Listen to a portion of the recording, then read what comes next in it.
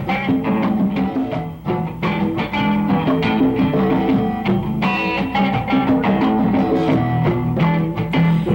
tuned for the Joan Quinn Profiles. As an editor for Andy Warhol's Interview, the Los Angeles Herald-Examiner, LA Style, and Detour magazines, Joan covered the social set, the Hollywood hotshots, the international art scene, the mysteries of food, the excitement of travel, and the fabulous world of fashion. Joan continues to find creative people on the cutting edge who make things happen. Here's Joan Agajanian Quinn. Hi, I'm Joan Quinn, and welcome to the Profiles. In the studio with us today is Chef Alan Roettinger and dancer-producer Loreen Arbus. Alan Roettinger has been preparing and serving food for private parties since the early 1980s. He was born in the United States but raised in Mexico City. Alan has a catering service called Malibu Daily Catering, and he calls himself a personal chef. Not just a chef, a personal chef. Why that title, Alan? Well, I've always felt that a lot of times what gets lost in cooking is the personal touch, the feeling of someone who's in the kitchen making something to nourish you, to give you a treat. And, a lot of times in restaurants you find something just slung at you, and you miss that personal touch. Oh, I see. Not somebody's own personal person, but you're giving Right. personal attention. And also somebody's personal chef. I've cooked in private homes for about 12 years. Did you have any formal training? Did you No. go to... No? No. I just started doing it, and I needed a job at one point. Somebody said, well, why don't you, somebody needed a cook, so I got hooked up with them, and then I started learning more and more, and then I actually got a real good job. And then I started learning real fast, because these were discriminating gourmets. Did you work in kitchens, in restaurant kitchens, or no. at people's homes? Is that what you were doing? Actually, I'm starting a business now, but I preferred for a long time a kitchen in someone's house, because you do get that personal feeling, and it is something where you have a direct relationship. But you make some food, you present it to someone, and they take a bite, and they go, ooh. You get that immediate gratification. Do you think that there's a plus or a minus to going to hospitality school or one of the chef's schools? I'm sure there's a plus. You learn a lot of things that you don't have to, the learning curve is a lot quicker that way.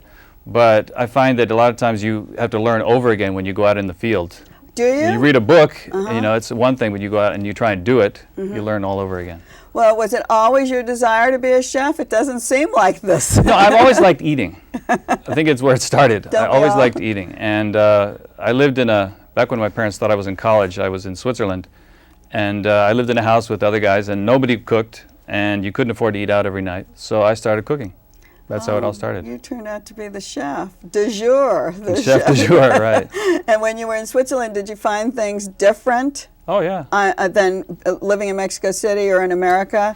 Well, it's a lot different than America, because things are, I don't know how you could say it. 20 years ago, it was hard to find someone who had had a cappuccino, knew what a cappuccino was. Right, now see. things have progressed. The world is, shrinking, and people are I see. learning more. Now it's hard to find someone who hasn't had one. Exactly. In Mexico, where I grew up, everybody knew what it was. But Mexico City is just a different cultural thing. When you work in somebody's home, do you work out a menu with them, or are you always entitled to make your own menu? Well, I kind of seize control. I would start out. People they don't know you. They have their ideas about what they want to have, and I give them a little room. And then what I like to do is find out what people like. What are their favorite foods? What are their favorite tastes? Do they like seafood? What do they like? And then I just seize control and do it my way. And I've never had a dissatisfied customer. That's is that on a living-in basis, or coming I to did the live house in at every one day? time, but that's tedious. You don't have hours that way. So you would be coming and going and preparing the meals. Right. Was it kind of like a catering, actually? Would you go to different people and cook Well, dinners? I've done both. I've done cooking for one person, one family. And then I've done private parties, which where I just on one occasion just come in and do a fantastic meal and then leave. That's what I was wondering. So a private party, would you plan the menu with the hostess Right. or host Get or the whatever? idea, get an idea of what they want. And how many And I would people? usually just create something unique for that one time and never make it again. And Did that it- would be Did it matter how many people were involved? Can you cook for a lot of people? sure. I mean, obviously, you're going to make something a lot more personal, a lot more special if you can do it in a small quantity than if you have to do for 50 or 100 or more. But any number of people, You really. can do a pretty number. Sure. I mean, it's just mathematics, you know. Have any kind of funny things happened when you've come into a one-time situation like that? Did you Never. forget the entree? Never, Did the electricity go off? never. What else? Were you having a barbecue and it rained? Actually, no. Never has happened. Well, you're really lucky. I am lucky. I was wondering, what kind of decision would you make immediately? Well, you know, sometimes things do happen. You lose something, you forget to pack something, but you just, Yeah, that's... what can you do? There was a story, I don't know, it was one of the great kings, Louis the something or other, his chef hung himself because the fish didn't arrive, and it was just too much for him. So we don't have to worry about I'm not that way. They're just people. I figure they'll eat what I serve. I wanted to just quickly show some of the entrees that you have cooked. Maybe you can just tell us what they were. This is actually a salad. This is a fried calamari and fresh tomatoes and zucchini, fried zucchini underneath. This is a lobster salad with collard greens and roasted peppers. This is garlic and basil gnocchi with smoked mussels. You speak Italian, Some, yeah, I do. and does that help you in preparing your meals, or No, actually, speaking and cooking are two distinctly so different you don't activities. need to read a recipe in Italian? Or No, actually, I don't believe in recipes. I don't believe in recipes. I think you should just do what comes to mind at the moment. That makes it a lot easier to create things that are exciting to people. So if we because asked it's you, not stilted. It's something that comes from your own experience, something you really enjoy, and there it is. It's never going to happen again. so if we asked you for a recipe for one of these, we wouldn't be able Oh, to. I could give you a recipe. I could sit down and write what I What's did. this one? This one? You know, it's been so long since I made it. That's smoked mussels, yeah. Actually, there's smoked mussels in this one. Is there? Yeah, smoked mussels and puff Let's pastry. go on to this one. This is a scallop ceviche salad. It's a classic Mexican salad. What else do you want to know? This one's a smoked salmon salad. I picked this up in Portugal. In Portugal, they use chopped hard-boiled eggs, the way you use with caviar. They serve that with the smoked salmon. It's delicious. Okay, let's flip through one more before we get to, I'm going to go back like this because I wanted to talk about that. This one, Yeah. the same one we had before. Oh, well, let me go to another one then. That's where I wanted to go. All right. Well, here we have, this is a gingered halibut with daikon radish and tekka. Tekka is a kind of miso made with burdock root.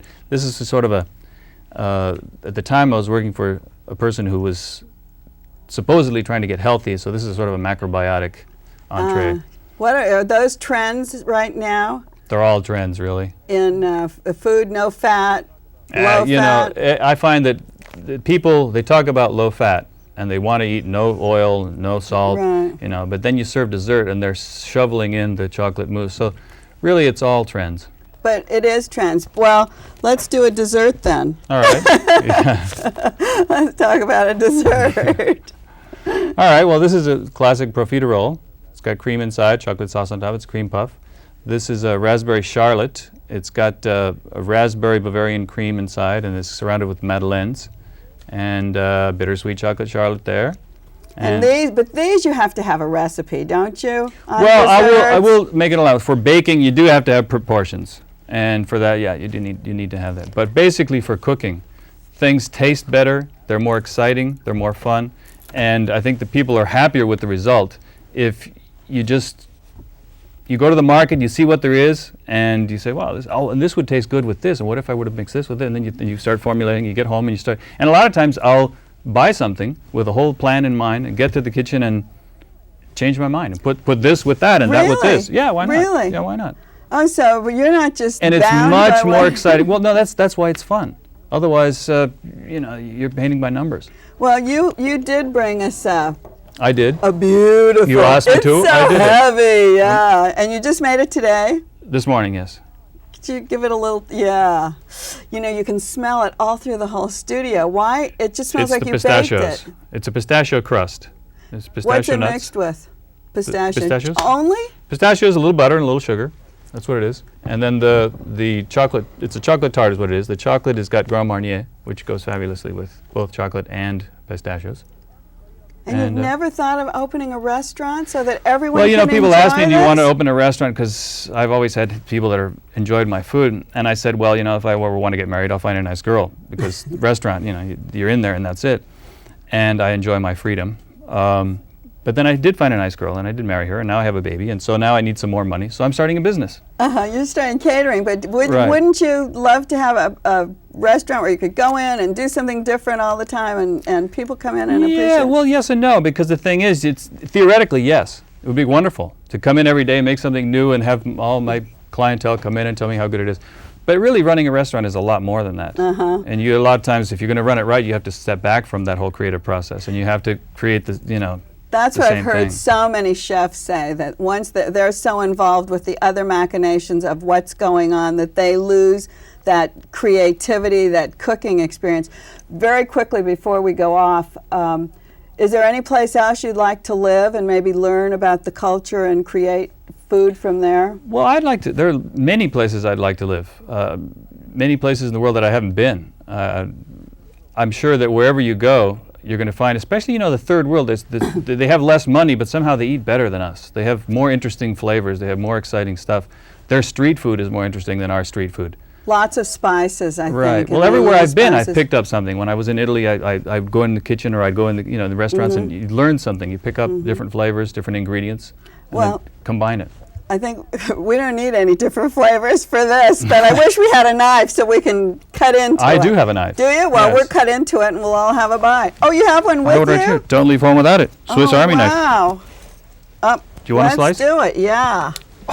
Very thin slice. So, we're going to have this little piece of Actually, I'm going to market mousse. this for Valentine's Day, because it has this little hearts on top. Fabulous. And You know what we need to do as a plate. no, I'm going to use it with my hand. Can we do okay. it? You should take in your Oh, life. and this is the great chocolate mousse. And when we come back, Loreen Arbus will be with us. Thanks a lot, Chef. Thank you.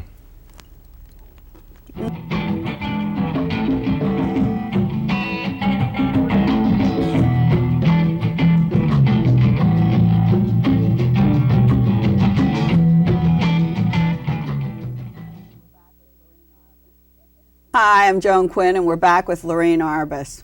We ate the cake. We all ate the cake at the break, the pie. Loreen Arbus is a professional dancer, a dancer of the Argentine tango. But she is far more than that. Loreen is a producer and an author. Her daily professional life doesn't keep her from her nightly professional life. Are you leading a double life, Loreen? I have been till now. Now you mean I've told everyone about Everything's out. it? How did this all get started? Well, as far as the Argentine tango, about 6.5 years ago, I saw the dance danced at a club called Helena's here in town on Tuesday night. I'll never forget. And it was about 3 or 4 months before the show, Tango Argentino came from Broadway to the West Coast. I heard the music, saw the dance. That was it. Were you a dancer? No, no. You mean you just picked it up and that was it? I had, you know, my obligatory ballet and modern dance classes as a child, but no. My dance partner, who hails from Morocco, had never danced a step before in his life, and in fact doesn't do any other dance. He won't get on a dance floor, but to perform Argentine tango and to teach. Well, I'm going to go back to your daytime life. Okay. Because I want to know about your producing, and then right. I want to get into your nighttime life. good. I jumped Okay. ahead of All right. I jumped ahead of myself because I was so excited about this. And Helena's a terrific. She's a great friend of mine too. I see her all the time. Now, tell me about this producing thing. Tell me how you started from the bottom up. True. I started out to be a journalist, and the thread is, in essence, that everything that I do in television primarily is nonfiction. That's what I love, the real story, the real thing, whether it's now I'm going into television, movies, and I've got about 6 set up. I'm an executive producer on 2 series currently. Both are concurrently in production. One is called Amazing Love Stories for Lifetime. That'll be seen next year on Lifetime Cable Network. And the other one is on Saturday nights at 7 o'clock on the USA Network, and it's called Case Closed. Now, those are not called documentaries, though. Reality shows, Reality. Do you, like, veer away from that word documentary? Someone said that it's the kiss of death, a documentary. Well, you know, it's very hard to sell a documentary. A great many news oriented programs, issue-oriented programs are produced in-house by the networks. I marvel at the world of documentarians and how they can be seen and heard and make a living. I did produce, with Bob Gannett, executive produced, a documentary about 2 years ago on age discrimination called Power and Fear, the Hollywood Gray List. But that was my first foray really into pure documentary. It was an issue I felt so importantly about. But documentaries can be so interestingly done and can just be presented as, well, you call it reality. It seemed like when you said reality, it was a way to get away, step aside from that word. Well, it's kind of an umbrella. Basically, you don't find, although there certainly is no reason not to include them, but you don't find recreations using actors so much in documentaries, although some do. So the word reality is sort of a bigger umbrella. I see. So that brings brings new actors into an old situation or into some situation that's already happened. Yes. I see. Did you go to school for film? For producing? No. Yes and no. I went to about 6 colleges and universities, kind of a free spirit like your guest before me and certainly yourself. And I did get a certificate, not a degree, at the New York University. I went to a lot of Ivy League colleges. I went all over the place. You went to school in the East, basically? Basically. I roamed up and down the East Coast. Where were you born? In New York. Oh, so New York you're State. an East Coast woman. I am. Still in my heart, I think I am. How long have you been in California? Oh, about 18 years now. So do you miss being back there? I love New York, I do. But I love to travel. I love to go anywhere and everywhere. So that doesn't... Wanderlust. So not living there is okay. No, I can visit. That's right. That's right. So then, along the way in schools, were you looking at films or thinking about it? I'm a compulsive film goer and television watcher. I love and breathe the media, and I'm as naive and unjaundiced, I suppose, as anybody could be. I mean, it's like a straw in the tooth. Let's go to the movies. I'll see 6, 7, 8 in a row, go to the movie theaters. I don't go to too many screenings. I like to go to theaters, sit with people. Oh, you do? You like to hear the reaction of the people? Oh, yes. I don't know. I love the medium. Anything and everything to do with entertainment, though, live, anything. Did you ever think about being a photographer? Well, my namesake, I took my grandmother's maiden name, Arbus, and Diane Arbus was, of course, an extraordinary, well-known photographer, and she was my mother's cousin. I never went that area. Your grandmother was Arbus? Yeah, her maiden name was Arbus, that's right. And every Arbus is related, so it was sort of convenient. And it was really before Diane Arbus became as celebrated. I didn't take it to latch on to her celebrityhood. Celebrityhood! But I took it as when I was in my teens. I just really wanted my own name. You did? Yeah, but I thought it was nice to have a name at the top of the list, and everyone related, and a family name. Did you ever know her?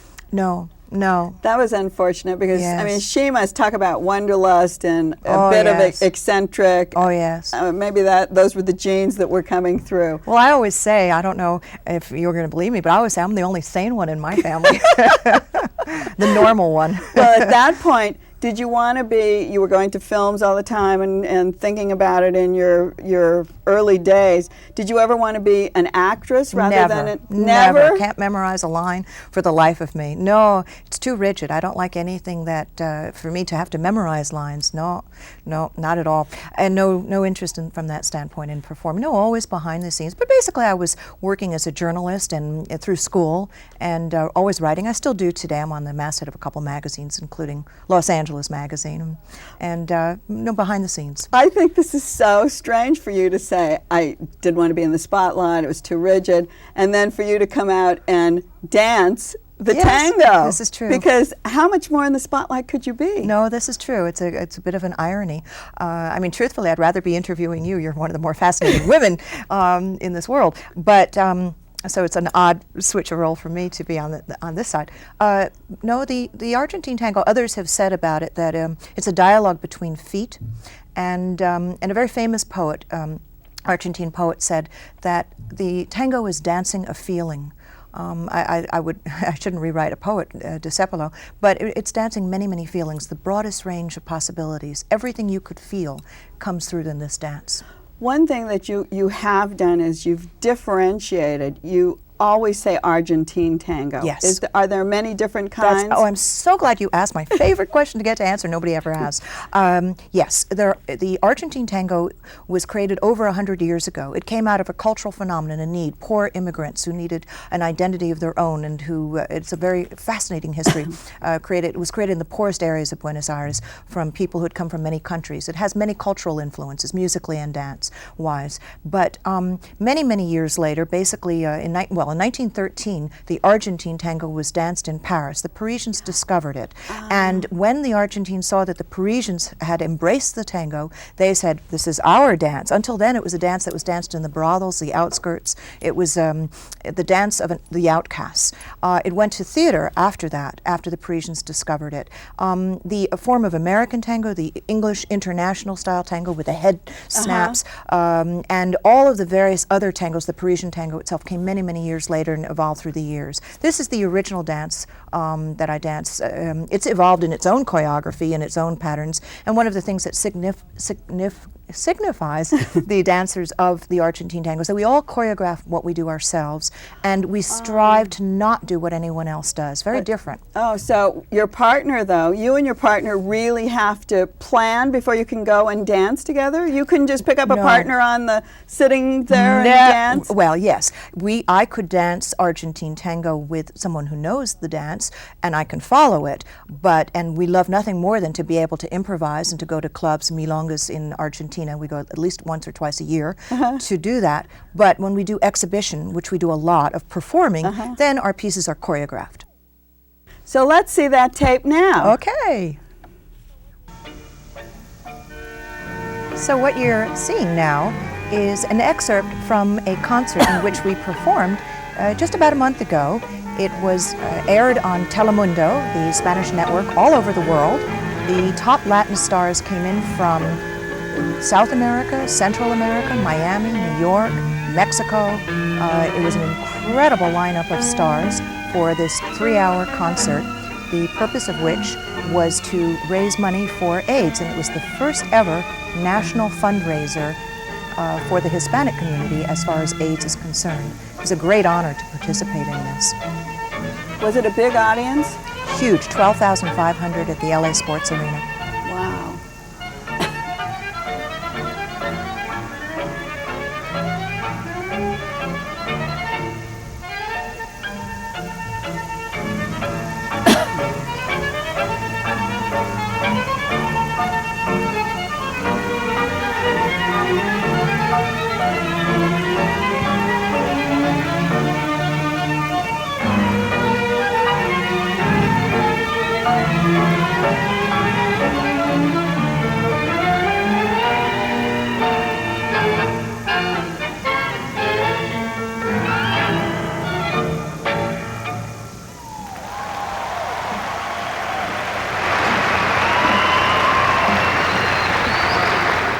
There was a lot of fancy footwork in that. I hope so. How do you do it? What do you practice? How do you practice to get your feet moving so fast? Everything you practice, I think it's true in life, for tennis, any sport, you practice slowly to be able to go fast. You also, in this dance, practice very carefully, slowly. We practice 2 to 3 hours every day of our lives. We never miss a day. It can be late at night, it can be whenever I can fit, at lunchtime, whatever, but that's critical, is the practicing over and over and over again. Do you do anything else to get in shape? In terms of, getting in shape. Actually, I've started training recently because I want to build up certain strength and stamina more than anything. We have a new piece we've just choreographed that's extremely fast, twice as fast as the ending of what you just saw. So I've got to, I don't want to be huffing and puffing at the end of it. You really have to move.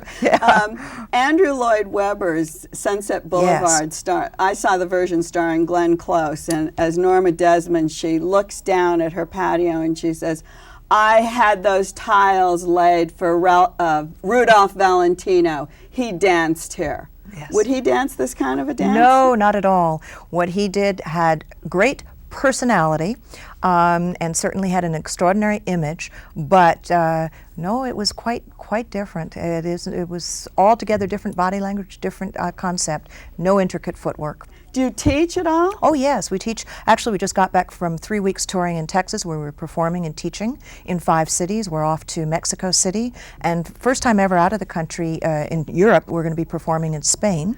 I don't think we'll teach there, but we'll perform there. Have you ever thought of dancing any other kind of ethnic dances? I know you've done festivals with ethnic troupes. What we do is Argentine tango. That's what we do professionally. As an avocation, I do love Latin dancing, salsa, merengue, cumbia, and there's some great Latin clubs in Los Angeles. We have, in the next few years, our population will be more Hispanic. A greater number will be Hispanic than other. So you're way ahead of everyone. Well, I love the art, the culture, the music, all of it, yes. Now, if by any chance you had to choose, what profession would you choose? Your daytime profession of executive producer or your nighttime profession of professional Argentine tango? Horror of horrors, Queen Solomon. What shall I say? No, I would give up everything and anything in the world for the Argentine tango. And why? It's a passion. I love my career and my work on the good days in the entertainment industry. And I'm very honored and proud and stimulated by being part of what I'm part of. Many people, it's a big team. But the Argentine tango is a passion within me. It's an emotional experience. It's my art. And I think so much leaves you distance so much from art in any other in any part of the television or film world. Not that you don't ultimately create art, but the process is not a lot of times about art. This is about art, and we answer only to ourselves. Yes, we have to perform, but we're responsible totally to ourselves, for ourselves. And together. Together. Responsible Yes. for yourselves and responsible together. For each other. We're as one in this dance, yes. But you're not lovers. Oh, Joan, you're so nosy. With that, I'm going to let our audience figure it out. Don't go away. Maybe I'll get this word out of her. Anyway, thanks all of you for watching, and thanks to Loreen. And we'll see you next time on the Joan Quinn Profiles.